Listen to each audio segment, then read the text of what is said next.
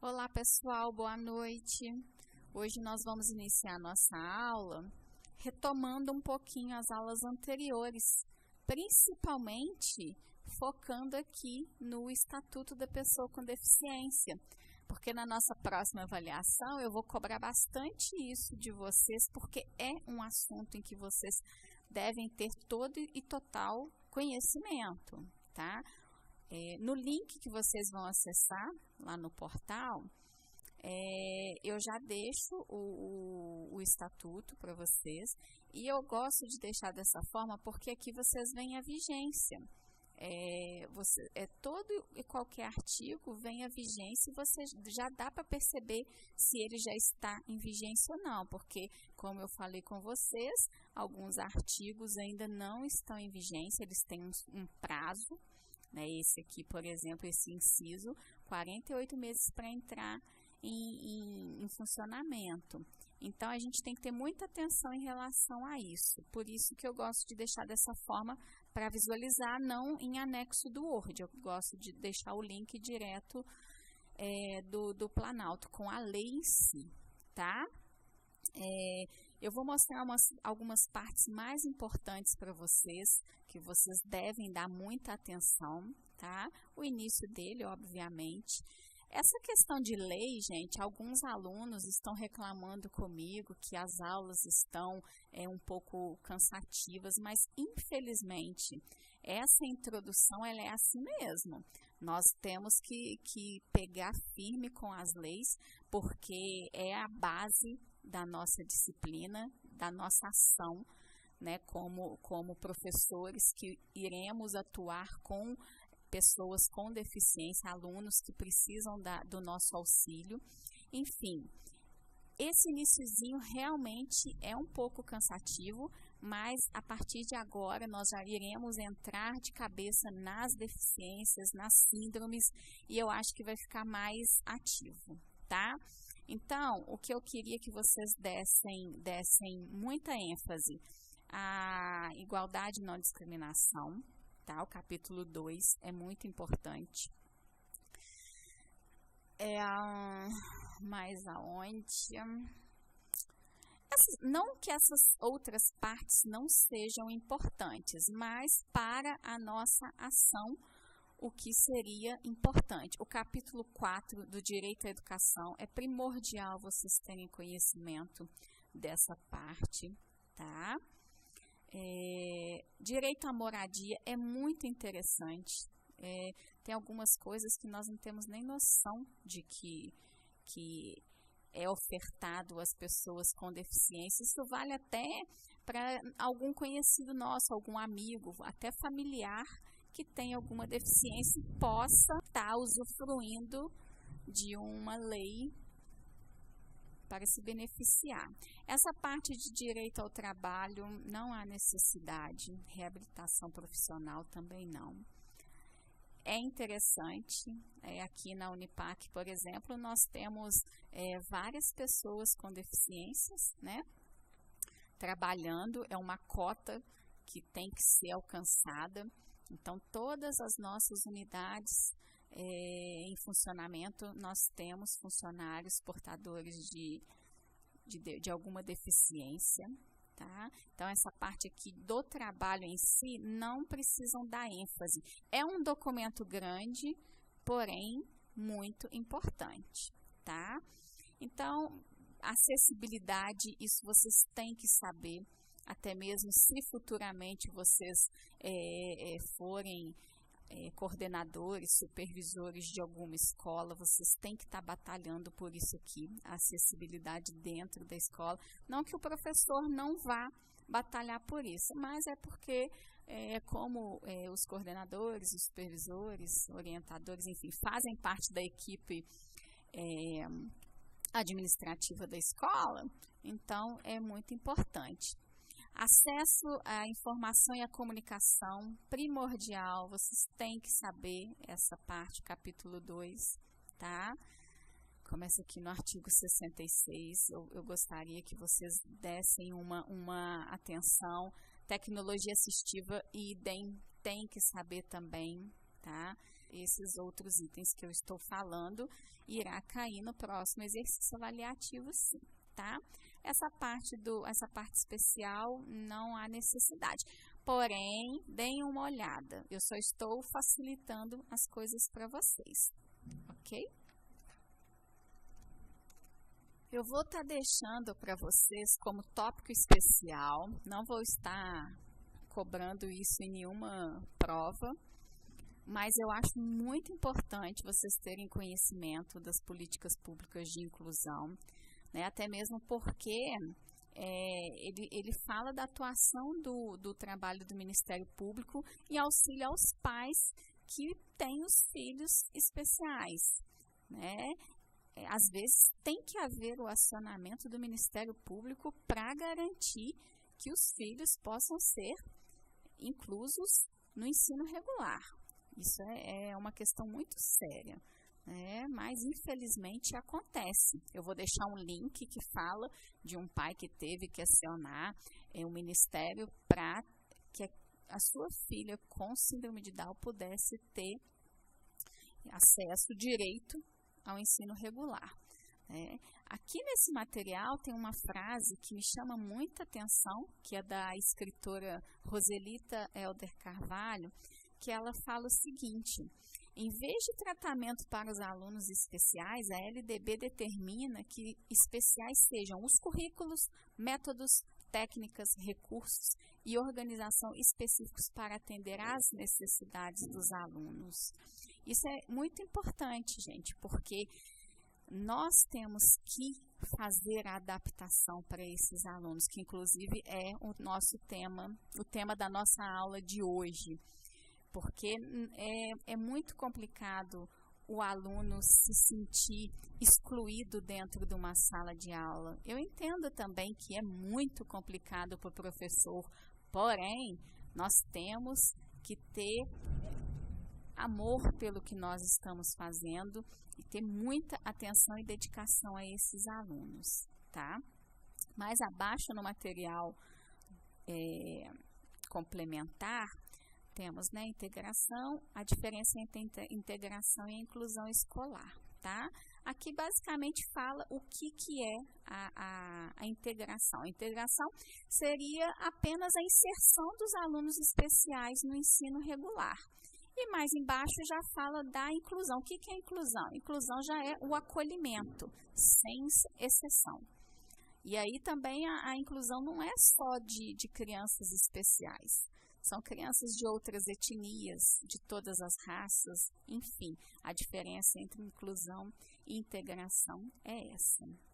Espero que vocês gostem do material, ele é muito interessante. Deem uma olhadinha, tá? Pessoal, aqui vamos iniciar a nossa aula propriamente dita de hoje, que é sobre criando um ambiente educativo inclusivo. Não se preocupem, podem observar que nós temos 38 slides. Nossa, mas é muita coisa. Não tem essa preocupação. É uma linguagem muito simples, de fácil entendimento. Agora vai ficar mais tranquilo, porque nós vamos utilizar um linguajar do nosso cotidiano e não aquela linguagem rebuscada que são tratadas nas leis e resoluções, tá? Podem ficar tranquilos. E aí, no finalzinho do material, na metade do material, estou dando várias dicas para vocês de um sistema escolar inclusivo, porque às vezes muitas coisas são abafadas, são mascaradas. Então aqui tem umas dicas, né, as estratégias para a inclusão no cotidiano, tá? São muitas dicas interessantes. Agora, sim, tem algumas que, para nossa realidade, é bem complicado, principalmente em termos estruturais. Mas eu acho que nós, como profissionais, nós sempre damos um jeito, né? Como um profissional que ama o que faz, que ama os seus alunos. Aqui, por exemplo, o item 6 aqui, desenvolver uma assistência técnica organizada e contínua, que deve incluir os funcionários especializados. Isso é tranquilo que nós sempre temos uma supervisora educacional, apesar que na escola pública do estado, pelo menos, eu não sei da municipal, aqui em Barbacena nós não temos direito a orientadora educacional para os anos iniciais, só para os anos, para o Fundamental 2 e para os anos finais. Seria ideal ter essa orientadora educacional desde o início, mas como não temos, a supervisora faz esse papel, tá? A biblioteca prontamente acessível. Na rede pública também é um paradigma, tá? Porque é bem complicado, bem complicado. Na escola que eu trabalho, por exemplo, não teria acessibilidade para um cadeirante. Nós temos aluno que tem um pouquinho de dificuldade motora, então para ele chegar à biblioteca ele tem que ir amparado, mas nós estamos realizando um trabalho bem legal com ele para ele ter mais tônus muscular, enfim.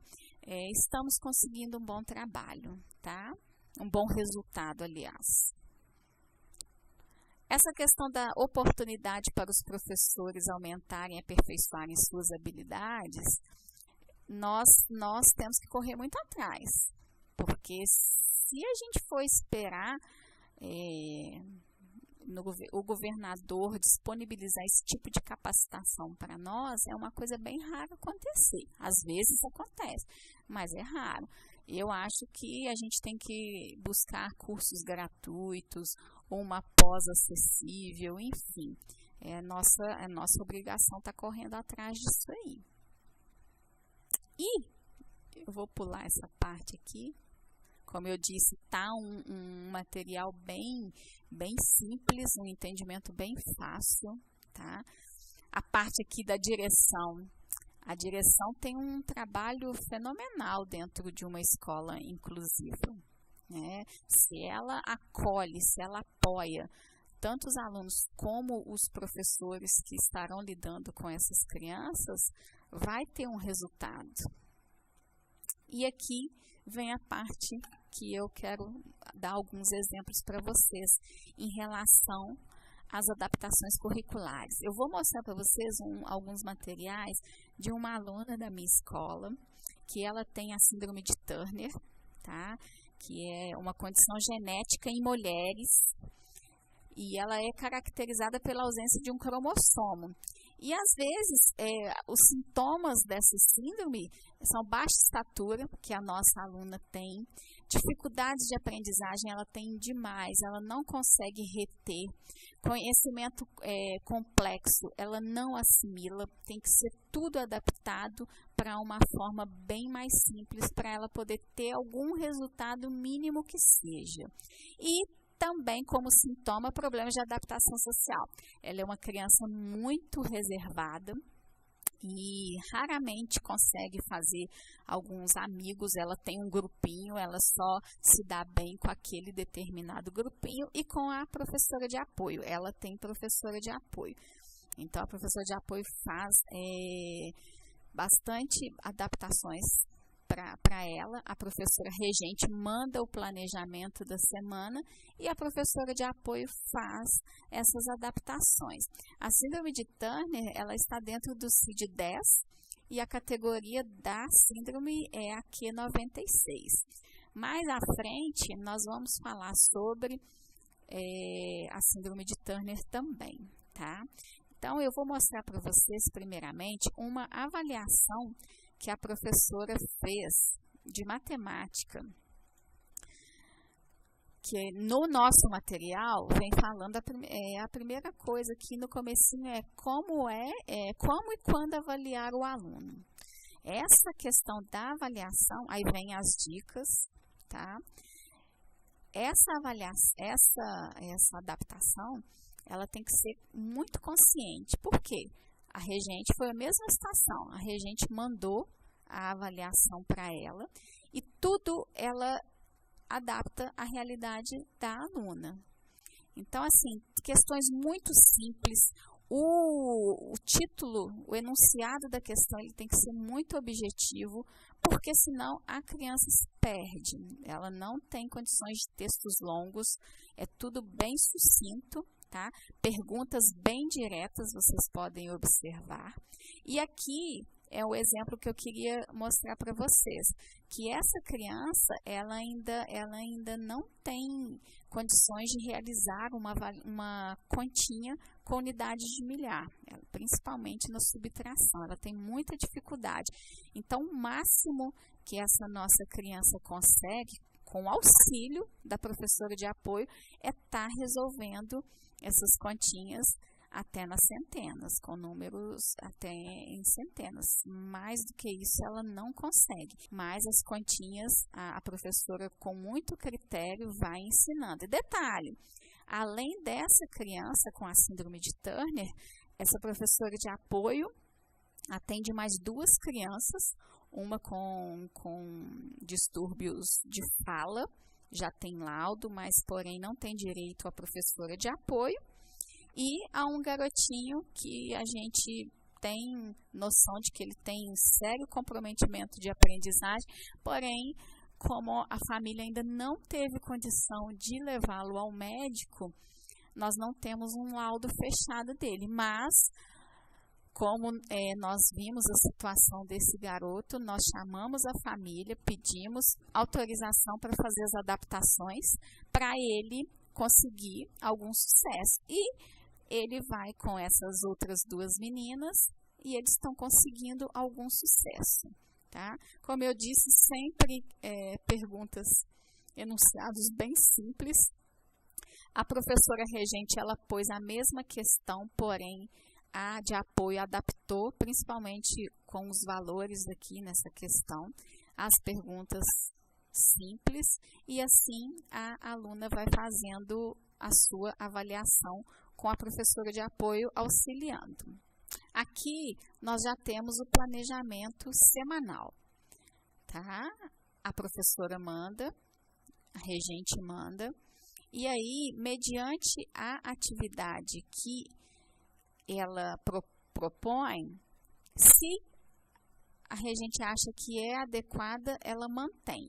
Caso contrário, vocês vão observar mais aqui na frente, essa atividade aqui do livro de matemática. Era uma atividade que já envolvia unidades de milhar. Então, a Tamires, que é a professora de apoio, já cortou aqui para indicar para mim, como supervisora, que eu sou supervisora dessa escola, que ela não deu essa atividade, e sim ela fez a adaptação. Então, ela deu uma atividade bem mais simples, envolvendo aqui dezenas de unidades apenas, e utilizou para as 3 crianças, porque elas estão mais ou menos no mesmo nível de aprendizagem. Mesma coisa, tarefa, nós damos tarefas bem sucintas, porque as crianças têm muita dificuldade em fazer tarefa, nós optamos por dar tarefa com menos itens, mais qualidade. Então, eram continhas de multiplicar e soma com 3 casas de números, e aí a professora de apoio deu uma atividade bem mais simples. Então, a adaptação é isso. Ela vai fazendo dessa forma. Quando a analista da superintendência chega na escola, nós pegamos a pasta e já apresentamos a forma que nós fazemos as adaptações para as crianças. Então, é tudo assim, ela pega o planejamento e ela risca tudo que ela não vai dar e já põe qual que vai ser a adaptação. Nós xerocamos as atividades para as crianças e assim vai. Mesma coisa, aqui vários probleminhas para os outros alunos. Para as crianças com adaptação, somente 5 probleminhas. Tá? A professora de apoio, ela faz um trabalho fenomenal, porque ela recebe um planejamento pronto e em cima daquilo ali ela tem que adaptar, certo? E aí segue as adaptações com todas as atividades bem mais simples. Às vezes as regentes podem até achar, nossa, mas é muito mais fácil para a professora de apoio, porque ela tem uma ou 3 crianças apenas. Não concordo, porque ela tem de 1 a 3, porém ela tem que raciocinar o que vai encaixar, ela tem que ter muita criatividade para estar elaborando essas adaptações. Então, assim, e tem que ter aptidão, gente. Quem já foi minha aluna sabe que eu falo sempre da aptidão. Porque não adianta você pensar, tem um salário mais interessante que o de uma regente. Não pense assim. Você tem que pensar no trabalho que você vai desenvolver, tá? Então, aqui, por hora, é isso.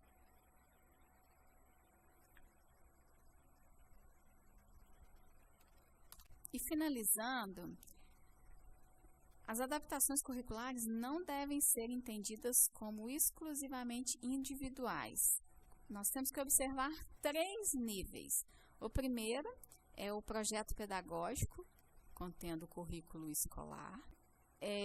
Temos que ver também a questão dentro da sala, o que aquela professora projetou, a professora regente projetou, para que a regente adapte ao nível individual. E detalhe, no caso dessas crianças que eu estava falando com vocês, e quando a adaptação tem que ser adaptada? Acontece. A professora de apoio planeja uma atividade, só que os alunos não a recebem da forma que ela gostaria, e ela tem que ser rápida, criativa, e adaptar aquilo ali que ela está dando, de repente, para uma atividade concreta.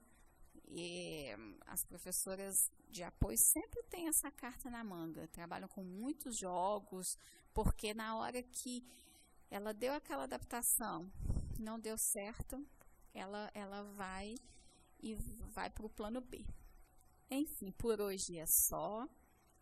Qualquer dúvida, entre em contato, não acumulem dúvidas, porque as avaliações estão aí. Leiam o material. Como eu disse, a partir de agora é um material mais simples, é uma leitura mais prazerosa, porque muitas pessoas não gostam de ler leis. Eu, pessoalmente, adoro, eu acho muito interessante, mas muita gente não. Enfim. Qualquer dúvida, entre em contato, seja no horário da aula em que eu estou online ou seja por mensagem. Eu respondo prontamente, ok? Um abração para vocês.